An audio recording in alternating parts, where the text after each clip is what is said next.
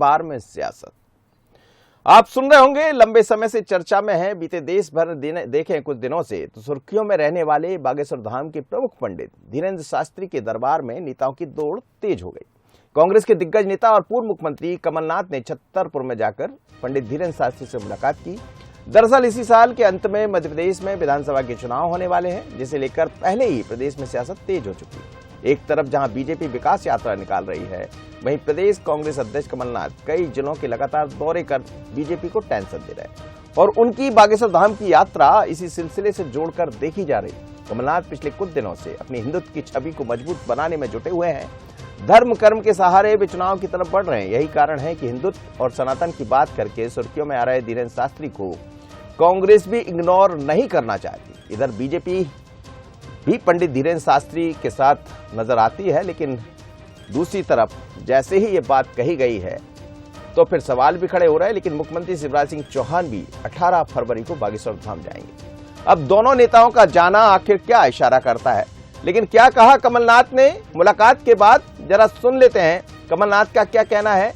PCC chief Kamal Nath क्या कह रहे हैं और फिर उस पर बीजेपी ने क्या कहा वो भी सुनिए। मैंने छिंदवाड़ा में सबसे बड़ा हनुमान मंदिर बनाया है, 101 फुट से भी ऊंचा। मैं हनुमान जी के दर्शन करने, प्रार्थना करने आया था कि मध्य प्रदेश का भविष्य सुरक्षित रहे। आज मध्य प्रदेश में जो चुनौतियां हैं, इन चुनौतियों का सामना हम सब मिलके करें। मैंने छिंदवाड़ा में सबसे बड़ा हनुमान मंदिर बनाया है, 101 फुट से भी ऊंचा। चलिए, आपने सुना कमलनाथ को। वो कह रहे थे कि मैं हनुमान भक्त हूं और छिंदवाड़ा में सबसे बड़ी प्रतिमा बनवाई मैंने है और हनुमान जी की भक्ति करना पहले से करते आ रहा हूं, कोई नई बात नहीं है। लेकिन यहां भी मैं आया हूं और महाराज जी से मेरी बात हुई है। लेकिन जैसे ही कमलनाथ का ये बयान सामने आया या उनकी मुलाकात हुई है तो भारतीय जनता पार्टी ने इस पर निशाना साधा। भारतीय जनता पार्टी सरकार के नगरीय आवास मंत्री भूपेंद्र सिंह ने कमलनाथ पर निशाना साधा है। उन्होंने कहा है कि अब हिंदू, बागेश्वर धाम सब कमलनाथ को याद रहा। चुनाव आने वाला है, एक नेता बाबा का विरोध करते हैं और नाथ शरण में जाते हैं। जरा सुनिएगा क्या कहा भूपेंद्र सिंह, नगरीय आवास मंत्री। देखिए, अब चुनाव आ गए हैं और चुनाव जब आते हैं तो कांग्रेस को बागेश्वर धाम भी याद आएंगे, बाकी धाम भी याद आएंगे। तो बाकी समय तो सबका विरोध करते हैं और चुनाव के समय फिर हिंदू भी याद आता है, हिंदू धर्म भी याद आता है, बागेश्वर धाम भी याद आते हैं। तो ये सब चुनावी यात्रा है। चलिए, तो वो कह रहे हैं चुनावी यात्रा है, ऐसा भूपेंद्र सिंह कह रहे हैं। लेकिन जैसे ही भूपेंद्र सिंह का ये बयान आया है तो फिर कांग्रेस ने भी पलटवार किया है। अब कांग्रेस का क्या कहना है, राजीव सिंह है कांग्रेस के उपाध्यक्ष, जरा सुन लेते हैं। राजीव सिंह जी, मध्य प्रदेश कांग्रेस के उपाध्यक्ष, वो क्या कह रहे हैं, क्या पलटवार किया उन्होंने, ये भी सुन। देखिए, कांग्रेस का अगर पृष्ठभूमि में जाएं तो हमारे सभी नेता सभी धर्मों में विश्वास करने वाले हैं। हम लोग प्रचारित नहीं करते थे, मंदिरों में पहले भी जाते थे, हिंदू की बात हम पहले भी करते थे, हिंदी की बात पहले भी करते थे और सभी धर्मों का सम्मान करते थे। आज अगर कमलनाथ जी वहाँ पर गए हैं तो भारतीय जनता पार्टी के पेट में दर्द क्यों हो रहा है? भाई, गुरुजी से उनकी चर्चा होती रहती है, समय समय पे बातचीत होती रही है फ़ोन पे। जब उन्होंने आग्रह किया था कि जब भी आप इस तरफ आएँ तो आश्रम में पधारिएगा, और वहाँ पर हम देखते हैं कि पूरे सभी लोग जाते हैं, सभी धर्म के लोग जाते हैं, सभी राजनीतिक दल के लोग जाते हैं, भारतीय जनता पार्टी के लोग भी जाते हैं वहाँ पर।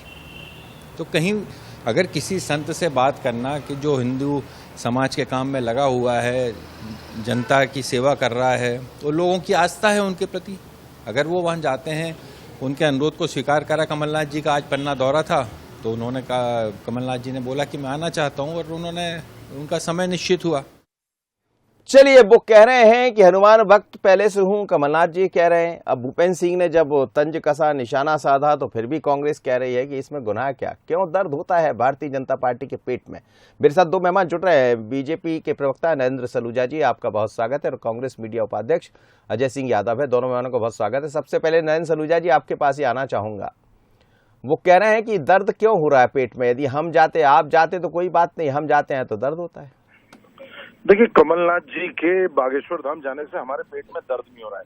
हमारा तो सवाल है, हमारे सवाल है कि उन्हीं के पार्टी के संवैधानिक पद पर बैठे नेता प्रतिपक्ष बागेश्वर धाम के पीठाधीश्वर को लेके क्या विचार व्यक्त करते हैं। वो कहते हैं वो पाखंडी है, वो कहते हैं वो ढोंगी है, वो कहते हैं वो पाप के पैसे से कथा कराते हैं, वो कहते हैं वो तांत्रिक क्रिया कराते हैं, वो कहते हैं कि वो चमत्कारी है तो प्रदेश का कर्ज माफ करके बताएं। तो ये कौन कर रहा है? कांग्रेस के लोग। पंकज शर्मा कमलनाथ जी के पूर्व मीडिया सलाहकार है। वो कमलनाथ जी की यात्रा के एक दिन पहले ट्विटर पर वोटिंग कराते हैं कि कमलनाथ जी बागेश्वर धाम जा रहे हैं, क्या उनका जाना सही है कि गलत है, आप बताएं।